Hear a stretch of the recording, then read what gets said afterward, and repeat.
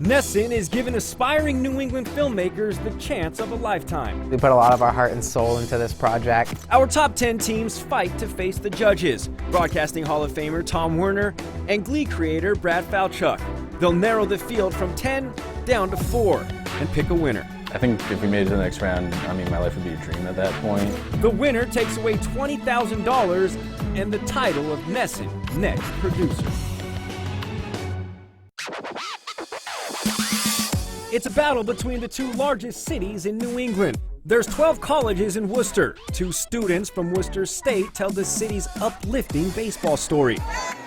Boston University has 2 teams in this competition. Do the 2 youngest filmmakers have what it takes to be the NESN Next Producer? Worcester is the second largest city in Massachusetts and has a rich baseball history. In their film, The Death and Rebirth of Baseball in Worcester, filmmakers Andrew O'Connor and Matt Collamer tell the story of baseball's revival in a passionate city that's hoping for a revival of its own. Here's Matt and Andrew. We both like working out. We go to the gym together sometimes. I'd say I bench more than you do. We'll see about that. I'm Andrew O'Connor. I'm a senior at Worcester State University. I'm Matthew Collamer, senior at Worcester State University. So me and Matt met last year, and basically we found a lot of common interests. For the contest, originally we were doing separate projects, and then the group that I was going to do it with, it kind of fell through, and then I jumped on with his because I thought he had a really good idea. And then as we worked on the project together, we realized how much we actually had in common. The Death and Rebirth of Baseball in Worcester, it's a documentary about an independent baseball league in Worcester. 9:15, 68 degrees in Worcester this morning. So I grew up in Worcester. I am proud to be from Worcester, but they have a lot of different things that they're trying to work on to get the city to become, bigger and better. I hope the audience takes away from my film what lays beyond their town or city. There are, miracle stories and small town experiences. I'd be excited if I made it to the next round. I'd be excited to see the other films and decided to see how we stack up against those films. I never expected to, I always hoped to win when I entered, but if mine is competing with other people that go to schools like Emerson, then I think that's my biggest fear is how good they are. For us to come up with something like this is extremely challenging. I think if we made it to the next round, my life would be a dream at that point. It'd be incredible. So the 2 heavyweights in the gym trying to become heavyweights in this industry. Here's the NESN premiere of Andrew and Matt's film, The Death and Rebirth of Baseball in Worcester. Well, baseball is America's pastime. Worcester has a baseball history. The poem Casey at the Bat was written here. Ted Williams hit his first home run here. First no-hitter was pitched here in the city of Worcester.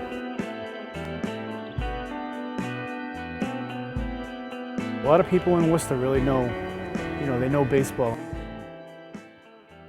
8:55, 55 degrees in Worcester right now. And tell you what, one thing I'm actually kind of really looking forward to tonight, opening night for the Worcester Tornadoes 2012 season.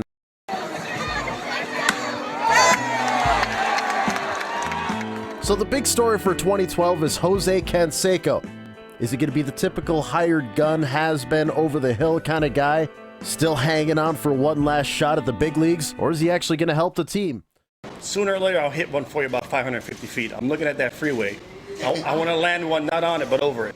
I think people are curious, and I'm going to be 48 years old. They wonder, can Jose still hit? Does he have any power? Does he have any bat speed? Well, the Tornadoes had a great start here in the city, and they were drawing crowds of 2,600, and then at the end, in 2012, after their 7th season, it was pretty dark.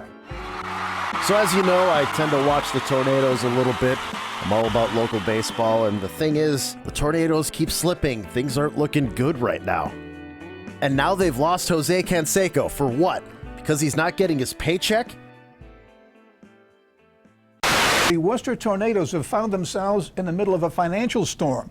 Those 2 vendors have filed lawsuits against the team for money they say has been owed to them for months. What's going on with this team? Just look at the attendance. No one is showing up at the ballpark. The uniforms were seized by the sheriff's office because they didn't pay the cleaning bill. They had to wear uniforms that just said Grays on the front. So at the end of that season, things were bad. Movers pack up the Worcester Tornadoes corporate headquarters. It's the latest action from creditors suing the team for non-payment of services. A defiant team owner removed his belongings from the office Tuesday afternoon. Well, it's official. The Can-Am League commissioner has officially announced the termination of the Tornadoes charter.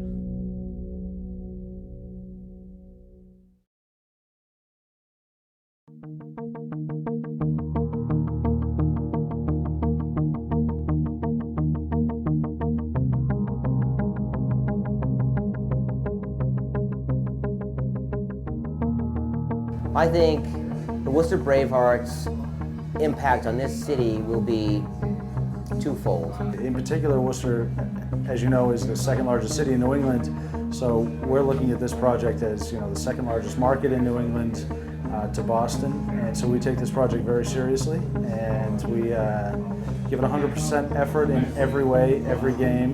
And we just have a tradition of playing baseball here in the city, whether it be at Little League level, Babe Ruth, or the high school level, and college level, that it's something that kids play and will continue to play. So yeah, I thought we'd return because I know Michael Bryan was here, the city manager. This was his priority too, along with mine, with Council Paul Mary really pushed this. You really want to make baseball happen here. Man, I tell you, this team is gaining fans and acclaim right now. Huge start, they're off to 8-0. Yeah, I grew up in Worcester, not too far from here now, actually. And I've always been very proud of where I'm from. Us Bostonians, as everyone knows, we're very proud of our hometowns, and Worcester's no exception. And it was just an honor to be able to play for Worcester. Bravehearts got their name through a community naming contest where we actually got over 1,000 entries from the city of Worcester and surrounding towns. We got the community involved to try and help us name the team. And the Bravehearts name won an online vote by a 2-to-1 margin over 4 other choices. The Brave aspect of the name refers to the men and women in uniform who serve our city as well as the entire country. That includes military service members, it includes police officers, but it also includes firefighters. And in Worcester, that's big. We lost 6 firefighters at the cold storage warehouse, and we didn't let the fire define the city of Worcester. The outpouring, the response was what really defined Worcester. And the second half of that word being heart, as in Worcester is the heart of Massachusetts, right in the center of Massachusetts. They're not just winning on the field, they're winning at the gate too. Fans are coming out to support this team. They're going to the FCBL Finals. They might win a championship. They could go all the way. I had chills when there was 2 outs, bottom of the 9th, the last game, and 3,100 people there, and they were all standing. And I looked at the other coach, Justin, and I said, everybody in the place is standing. This is unbelievable. It's crazy. So, I mean, they get it. They get it. The fans were great. I'm pretty happy with the way things went for the first year. When you see like 3,100 people, clapping for what you just did, and I think that was the most chills I ever got looking up, and really knowing like, wow, we just won a championship.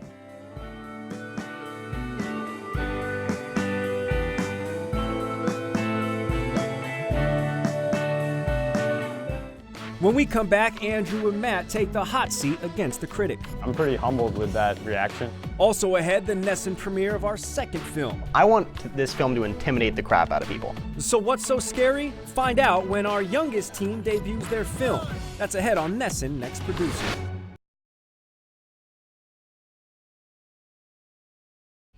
NESN just premiered a student film that showed how the rise of a minor league baseball team helped an entire city rise. Now, more with the students who created it.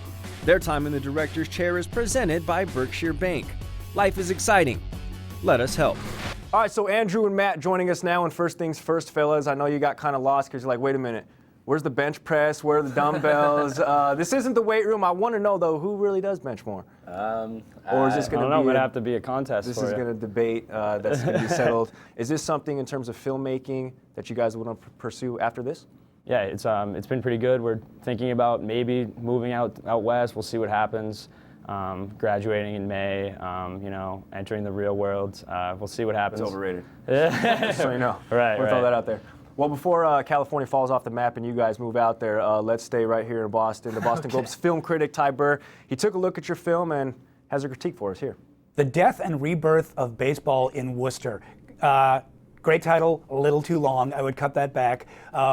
But other than that, I really, really liked this one because it told a story that I didn't know, and I've been to that ballpark in Worcester, but it had all sorts of information that I really didn't know, colorful information about the uniforms, about Jose Canseco, about the sort of death of the Tornadoes and the community pulling together to bring a baseball team back. I thought the technical aspects were quite well done, given that it's a amateur film. I thought the interview subjects were very well pulled together, and it held together and told an inspiring story in a way that felt fresh and not canned. So I was really impressed with this one. All right, so if there was any way I had a microphone and I could just drop it and walk off, I would certainly do that. I mean, just your takeaways. For someone of that stature to say, talk so highly of the film, it's, it means a lot to me. Yeah, I'm pretty humbled with that reaction. I mean, that's pretty great that he didn't really say anything negative per se about the film, so I'm pretty happy with that reaction from him. Good stuff. I'll stop peppering you guys with questions because I feel like you're running late for chess day. So we'll let you guys get out of here, and best of luck moving forward. Thank you. Cool. Thanks. We'll screen our second film next. It shows young men giving it their all for a dream. This is unbelievable. This is such a scary proposition. Plus, one filmmaker's dream job. My love for sports really kind of drives how I operate in my day-to-day life. Ahead on NESN Next Producer.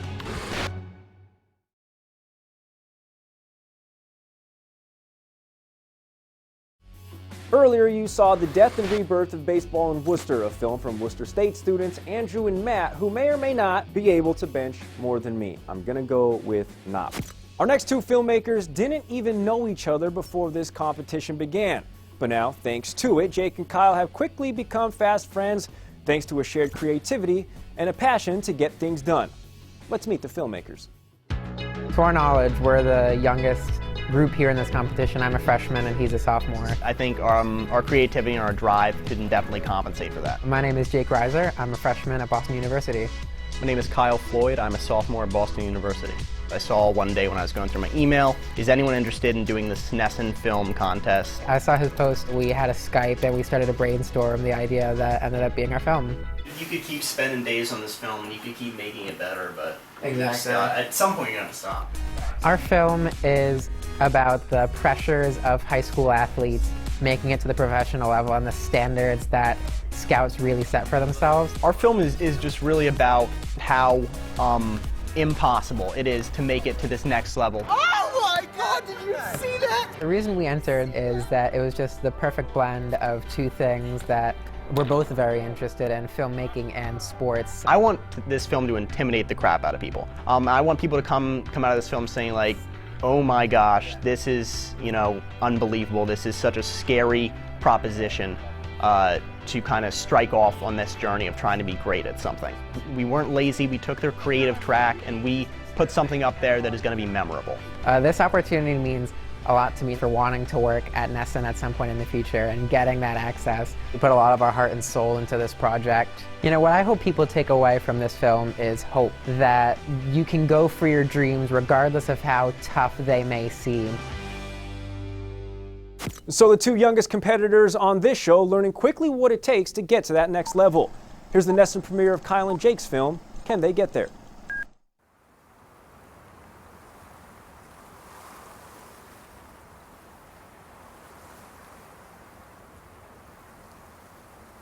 I've been playing since I was 5 years old, and ever since then I just fell in love with it and I can't stop playing it. Since I can remember, my brother and I would play street hockey in the basement for hours and hours at end, so that's really when the dream started. I started playing hockey when I was 4 years old on the pond with my grandfather. He played hockey when he was younger. I was growing up, he's teaching me a ton of things. You know, I just want to be able to make it big for him.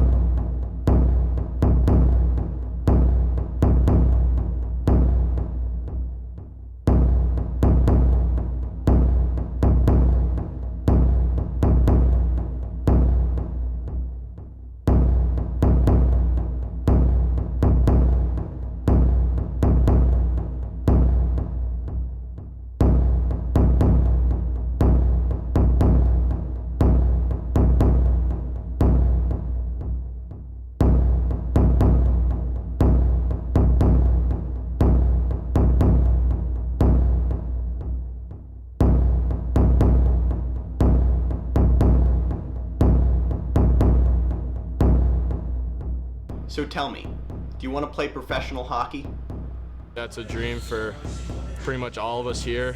Definitely a dream of mine. It can be a dream come true if I could play professionally. You can't decide at 23 that you want to try to really go for the NHL. It's probably too late. It's an early decision in a kid's life that they are going to try to be the best hockey player possible. Can they get there? Maybe not, but at least they're going to try. You know, at least they're committed rather than saying, geez, you know, I should have worked out 4 days a week, not 3 days a week in the summer. I should have eaten healthier. You know, I shouldn't have drank alcohol. Whatever it is, but the commitment's key. The great players all have one quality that's elite that will separate themselves from the rest of the pack. So, you know, one player might be an elite skater and it separates him from everyone. Just I see the ice really well. I'm a good passer. Someone might be an elite goal scorer. The ability to put the puck in the net, it's one of my best attributes as a player. Someone's physicality, they might be 6'5" and 230 pounds. Either my aggressiveness or my compete level. I never like giving up on plays. I always think there's an opportunity to make a save. That's going to separate them from a group immediately. And I think the good players, they're missing that one elite quality that makes them an NHL draft pick or an NHL player. So for me, like it's what does this guy have that very few other players have. We certainly look at character, determination, drive of the player. You know, is this a kid that is complacent? Like, is his goal just to play at the collegiate level, or is his goal to play at the NHL level and the Olympic level? And I think we're looking for players who are always trying to get better. I definitely could work on my skating skills and just all-around system in a defensive zone. I've been working all summer, and so is everyone here. Just working on getting faster on the ice, more explosive. I can improve on my anger. I could not get as upset as fast. Just continue getting quicker. Obviously, with my size, I need to continue to make my movements faster and just my technicality of the game. If you're trying to be a professional hockey player, that doesn't mean you can't go to class. And so we need a healthy mix that the kids are doing everything they can in the classroom and they're still trying to become the best hockey player possible, because making it to the next level is not easy. Academics always comes first, and sports always comes second. I want to do the best I can in school and sports stuff. Have a schedule, be structured, and get things done on time. Work as hard in the classroom as you do on the ice. You know, you can't lean to one side or the other, because if you want to play at the next level, you can't just be good at hockey. You also got to be able to, balance yourself in the school and keep your grades up. Everyone has players that think that, it's going to be easy to get to the next level, or that the stuff they did in high school that made them a great player translates to the collegiate level and translates to the professional level. And, sometimes it's a reality check. We try to be honest with our guys that everything they're doing adds up to can they get there.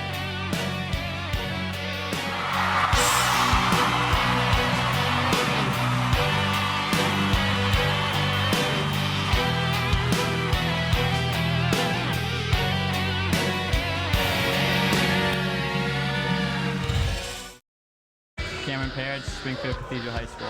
Bryce Parrish, Springfield Cathedral High. Peter Cornella, Holy Cross College. Don Leonard, UMass Amherst. DJ Petrozelli, Quinnipiac. Keith Petrozelli, Quinnipiac University. So tell me, do you really want to play professional hockey?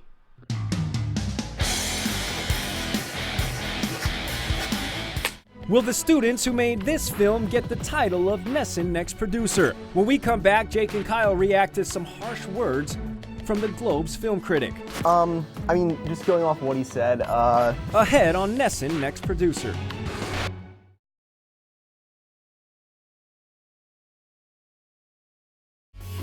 NESN just screened a student-produced film, Can They Get There?, which showed just how hard it is to make the NHL. Now the filmmakers join us in the director's chair presented by Berkshire Bank. Life is exciting. Let us help. All right, so Jake and Kyle, after watching that film, you might want to go get yourself a lottery ticket because you guys depicted how hard it is, in fact, to become a professional athlete, yet still from middle school, high school, collegiate ranks, people are living, dying to work hard every single day to get to that point. Do you feel like you depicted the journey as much as you showed the ultimate payoff? I think we did. I think that these guys work really hard. We showed them in the gym. I think when we did that location shoot, it was really interesting to see them not on the ice because that's where you think of a lot of the work going on. But being in the gym, working out, it all happens off the ice. That's where they work the hardest, where they get started, where they finish, really. So I think getting that helped us show the journey more, and I think we did a great job. We certainly applaud the commitment, and another guy who's going to applaud the commitment, hopefully, Ty Burry. He is a film critic for the Boston Globe. He looked at your film, and he's going to offer you up a critique of his own. So Can They Get There is an interesting subject that needs a lot more work. For one thing, I wasn't sure what the subject was. I wasn't sure who these kids were until the very end, and even then it wasn't unclear to me as a viewer where they belong. We get statistics in the beginning, and at the end I learned that they're high school students, possibly going for college or a professional career. It's unclear, and that really needs to be stated up front. The filmmaking could use some work. You need more interview subjects, and you need to film your interview subjects against different backgrounds because the ones that you used are a little bit too bland. Other than that, interesting kids, good story. I just wanted to know more about it. Are some of the critiques and some of the suggestions that Ty mentioned, do you see those as somewhat plausible, and do you see yourself making a couple of those tweaks that he might have mentioned? Yeah, just going off what he said he didn't know who the kids were. I think we actually did a really good job of establishing a stage. We said, this is the amount of high school athletes that there are. And then we really get a profile of statistics of all these kids, because we wanted to show them as kind of templates of just numbers. I think we didn't really personalize it until the end, and that's the effect that we wanted to create. Jay, Kyle, I don't know the exact statistics off the top of my head, but I'm pretty sure it's pretty darn hard to get this far, at least in this competition, so definitely be happy you've made it this far, and best of luck going forward. Thank you very much. Yeah. Just 2 more films remain as we continue our search for the NESN Next Producer. If you liked what you saw, go to NESNnext.com and vote for your favorite. Once all the films have aired, we'll head out to LA where the final 4 teams will get the critique of a lifetime. They'll be judged by Hollywood executives Tom Werner and Brad Falchuk. In the end, only one team can walk away with $20,000 and the title of NESN Next Producer.